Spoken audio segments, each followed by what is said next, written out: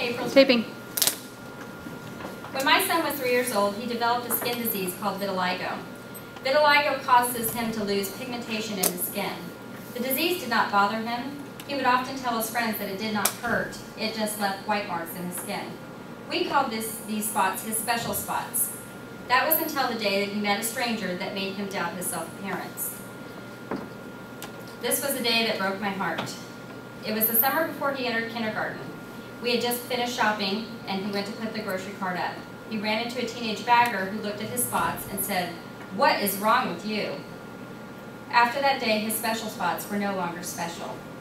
By educating you about vitiligo, I hope to impact how you will react if you come into contact with someone with the disease. Today, we will discuss first what is vitiligo, then what are the treatment options, and finally, how it impacts a patient emotionally. The information I'm going to share with you today comes from the Mayo Clinic, the National Vitiligo Foundation, and the American Vitiligo Foundation. What is vitiligo?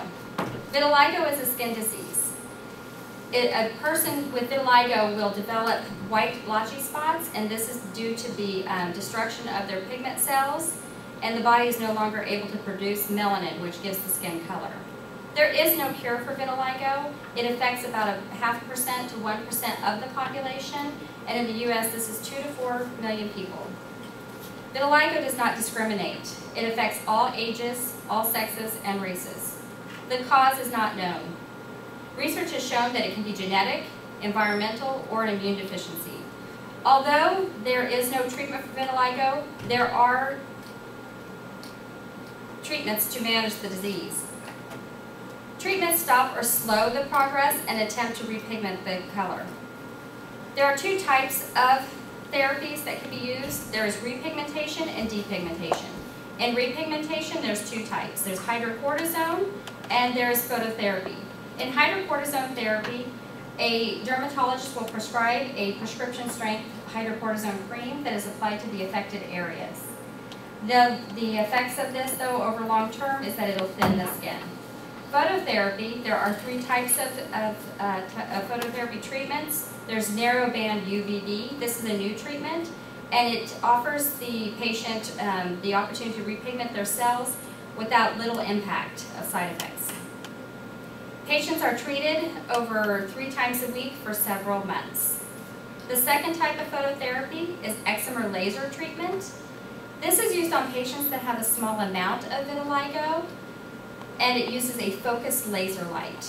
The last phototherapy treatment is a PUVA treatment, and the patient is given a Sorlin drug, and they are exposed to UVA light. The combination of the drug and the light helps the pigmented cells to move to the vitiligo lesions. Depigmentation therapy is best used when someone has vitiligo on more than half of their body. To remove the pigmentation, the patient is given a drug called Benequin. This is not permanent, and they can develop pigmentation back in the areas that do not have vitiligo. Most patients are satisfied with this treatment. Camouflaging vitiligo is also an option. Cosmetics can be used to cover the vitiligo, and dermatologists can offer dyes or stains to cover the spots. The downfall is that these treatments are temporary, and when exposed to elements like sweat or moisture, they can be removed. Think of your best body feature. Imagine that it was gone. How would that impact your self-esteem? The emotional impact of vitiligo is great. As a parent of a child with vitiligo, I would say that dealing with the emotional impact of the disease has been the hardest. Society places so much importance on outward appearances. Vitiligo greatly impacts a person's outward appearance.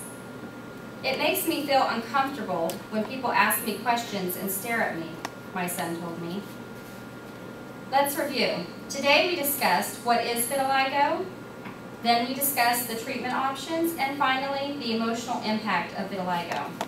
Now that you are educated about vitiligo, I hope that it will impact how you react when you come into contact with someone with the disease.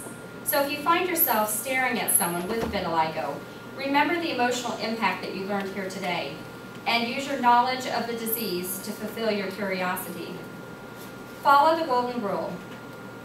Remember to treat others as you would like to be treated. Thank you.